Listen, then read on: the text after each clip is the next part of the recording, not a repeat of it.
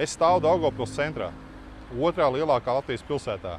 Ieklausies veikalā, kafejnīcā, uz ielas un saproti, kādā valodā šeit dzīvo. Tā nav latviešu valoda. Latvijā ir pilsēta, kurā valsts valoda ir viesis, nevis saimnieks.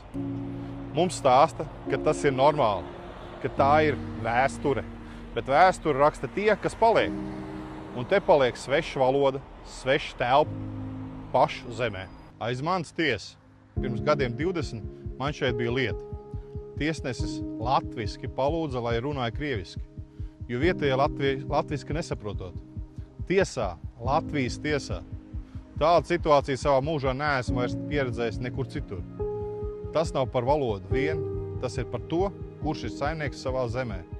Lēmums par Latviju pieņem Latvijas tauta, ne svešas civilizācijas pārstāvi, kas šeit dzīvo pēc saviem likumiem. Mēs nākam to mainīt.